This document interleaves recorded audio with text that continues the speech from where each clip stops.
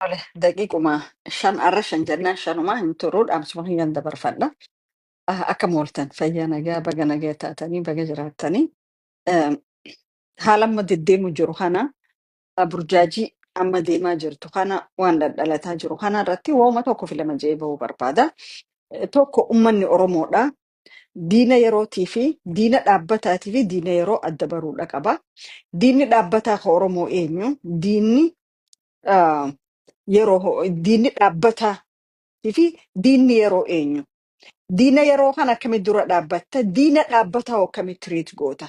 Yoo lameen kan addan baafanne waliin laaqanii deemuun hin danda'amu jechuudha. Diinni dhaabbataa eenyu? Clearly. Diinni yeroo eenyu? Diina dhaabbataatiin diina yeroo jechuu hin dandeessu. Diina yerootiin immoo diina dhaabbataa jechuu hin dandeessu jechuudha. Kana karaa kaanii haala amma deemu jiru kana. Uummanni Oromoo murtii mataa isaa murteeffachuu ni danda'a. Yeroo hedduu maal jedhama?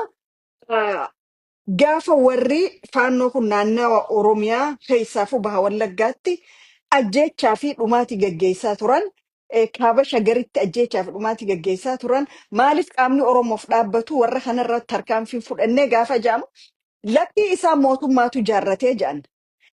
Isaan mootummaan jaarratte milishaa mootummaa irratti tarkaanfii fudhattee kan mootummaan jaarratte sanarratti maaltu tarkaanfii fudhachuu si dhorkaa jechuudha. Maaltu si dhorka? Eega jara san mootummaan jaarrate mootummaan bobbaasee fi kan inni jaarrates bifuma tokkoon ilaalamuu qabaa jedhee they supposed to get the same treatment jechuudha.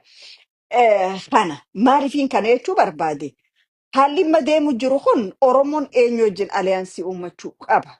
Diina akkamii wajji aliyaansii uummachuu qaba. Diina akkamii wajji mari'achuu qaba. Mariin tunoota akkamii? Hajoo kana bal'isee Oromoon laaluu danda'uudha qaba. Waa hedduu wanni dubbatan odoo jiru akka itti dubbatan irraa qusachaa deemnaa jechuudha. Waan garii odoo lafa jiru bifa itti dubbannu bifa itti hennu laalaa deemnaa jechuudha. Lakkii nuti abbuma fedhee wajji walii gallaa hoggaa jedhan namni abbaa fedhee wajji walii galee abbaa fedhee deemuu danda'u qabsoo saba tokkoo gaggeessuu hin danda'u jechuudha. Intarastii dhuunfaasaa self interest gaggeessuuf abbaa fedhee wajji walii galuu danda'a. Garuu qabsoo sabichaa qabatee abbaa fedhee wajji gaggeessuu hin danda'u jechuudha. Maaliif sabni kun diina dhaabbataatii fi diina yeroo qabaa jechuudha. Kasi barraaddi bilisummaa Oromootti akkasii nu barsiise. Diinni dhaabbataa koo Oromoo eenyu, diinni yeroo koo Oromoo eenyu kan jiru nu barsiise jechuudha. Kara kan waa'ee faannoo kana deemu jira. Faannoo. It is very simple. Faannoo jechuun shiftaa jechuudha.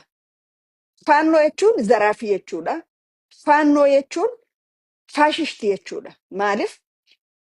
Faannoon akka itti dhaabbatte uummata tokkoon balleessa, amantii uummata tokkootiin balleessa, masaraa abbaa kiyyaatiin qabadhaa jettee kaate jechuudha. Uummata Oromoo balleesseen, amantii Islaamaa balleessee, masaraa Minilik qabadhaa jettee kaate jechuudha. Faannoon waan biraatiif hin taane. Kanaafuu shiftaadha jechuudha. Faashistiidha, shiftaadha, faannoo.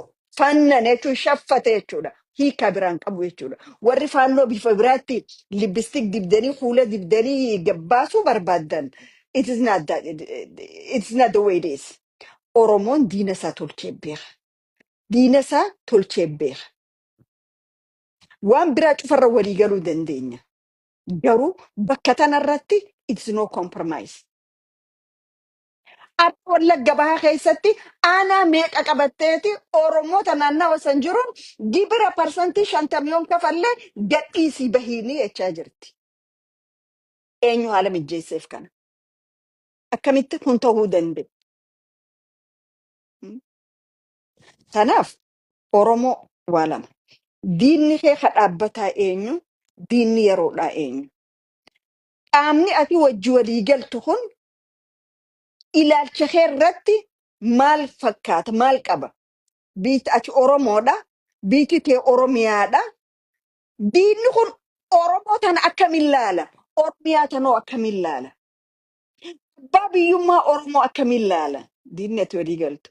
Maaliif beelaawee jettee garaacha dheedhii nyaattu jechuudha. Yookaan maal dheedhii nyaattu? Haga feetoo beeloo'itti bilcheeffattee nyaattaa jechuudha waan sana. Wanni godhamu waan Oromoo gatiin kafalchiifne. Oromoon gatii kafaluu hin qabu jechuudha. Faannoo oka kaayyattee Finfinnee fidda Finfinnee 4 kiiloodha. Masaraan faannoodha. Piraayim ministeriin faannoodha. Kiiloo 5 ta'aa jechuudha. Cherchi Finfinnee san. Ati oka kaayyattee fidda militariin achi keessaa gabbaa deegoon akka overda. Power jechuudha. Kana warri faannoo oka kaayyattanii Oromoodha fiduu barbaadan. You need to think twice. Eessuman kiyyaa lakki irraa nafuu yoo jette bishaan Abbaay Dabrii dhaqi. Lafuma eessuman keetti san jiraadhu jechuudha.